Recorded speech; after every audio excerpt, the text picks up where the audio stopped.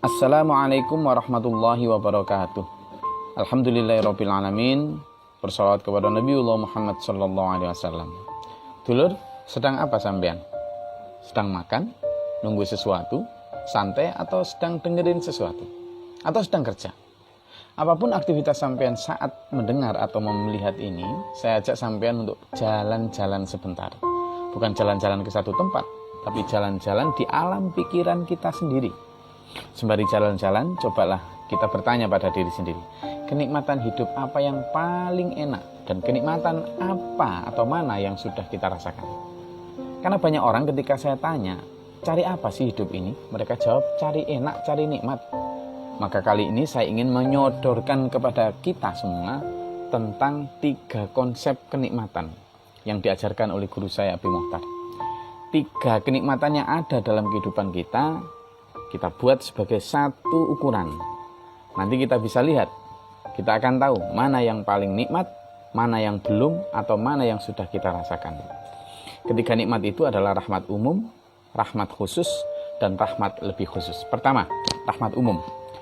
Disebut rahmat umum karena jenis ini bisa dinikmati oleh siapapun, tidak peduli besar, kecil, tua, muda, kaya, miskin, semua bisa menikmatinya. Bisa dinikmati kapan saja dan di mana saja saat kenikmatan itu tersedia.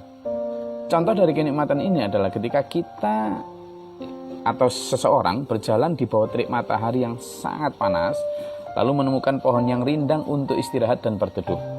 Semilir angin menyapu sejuk keringat, menghilangkan penat. Nikmat. Bekerja di sawah misalnya, di ruang terbuka, berolahraga, apalagi bepergian melewati gurun pasir, tentu menimbulkan dahaga luar biasa. Maka segelas air atau es yang dingin yang diminum dan mengalir membasahi tenggorokan akan terasa sangat nikmat. Bekerja keras seharian, apalagi ditambah lembur sampai larut, setelah menahan kantuk yang menggelayut, maka bisa mandi dan bertemu kasur yang lembut akan menghadirkan pulasnya tidur dan kualitas istirahat yang luar biasa. Kedua, adalah rahmat khusus. Kekhususan rahmat yang kedua ini terletak pada kategori umum yang bisa atau boleh merasakan, yaitu kenikmatan hubungan suami istri. Allah menyediakan kenikmatan ini hanya untuk mereka yang sudah dewasa dan cukup umur. Anak-anak apalagi masih balita tentu tidak bisa dan tidak boleh merasakan rahmat jenis ini. Kenikmatan yang hanya bisa dirasakan bila organ tubuh manusia mencapai tingkat pertumbuhan genital yang matang. Kenikmatan jenis ini, rahmatnya menjadi lebih berasa bila dilakukan dalam hubungan yang sah, baik menurut norma masyarakat maupun norma agama. Setelah organ genital mencapai tingkat kematangan, sebenarnya siapapun sudah bisa merasakan kenikmatan ini, tapi ditahan karena ada larangan sebelum nikah. Nah, setelah menahan sekian lama, kemudian hubungan pernikahan sah membuka segel penahan, maka rahmat yang didapat dalam kenikmatan yang halal itu luar biasa. Toh demikian, kenikmatan ini hanya terasa dalam beberapa menit saja, masih ada batasan. Nah, yang ketiga ini dulu, rahmat yang lebih khusus. Rahmat jenis ini benar-benar khusus karena keberadaan dan ketersediaannya sangat terbatas. Sebenarnya sih keberadaannya sangat berlimpah karena Allah menyediakan bagi siapapun yang berminat untuk mendapatkannya.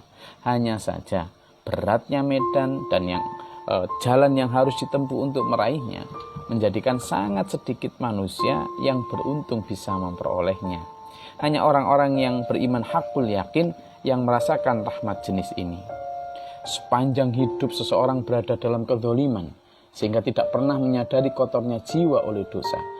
Tiba-tiba ada sinar hidayah yang menerangi, tampaklah dosa-dosa dan kekurangan dirinya.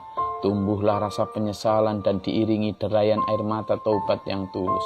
Rasa sesal yang berlanjut permohonan ampun pada Allah sampai menggetarkan dinding kalbu, inilah yang dinamakan rahmat taubat. Rahmat yang diawali oleh anugerah sinar iman, berlanjut taubat dan perbaikan. Contoh lain, ada orang yang arah hidupnya jauh dari Tuhan, hidup merasa dalam kebaikan padahal sungguhnya dalam kesesatan. Praktek hidup hanya mengejar kebanggaan profan dan kemunafikan, tapi merasa penuh kearifan dan kebajikan. Saat hidayah turun dan menerangi jalan hidup, insaflah dirinya bahwa sedang berada pada arah jalan yang salah. Tangis hidayah yang dibarengi kesadaran, kemauan, dan kemampuan untuk berbelok arah dan banting setir meninggalkan arah yang salah menuju yang benar. itulah yang disebut rahmat hidayah atau rahmat iman. Misalnya lagi, kita tidak akan mampu menghitung ribuan nikmat Allah yang diberikan pada kita. Mulai dari sehat dan berfungsinya ratusan onderdil tubuh kita, cukup dan tersedianya alam seisinya untuk kebutuhan hidup kita. Ketidakmampuan itu akan melahirkan sifat rakus dan kufur nikmat.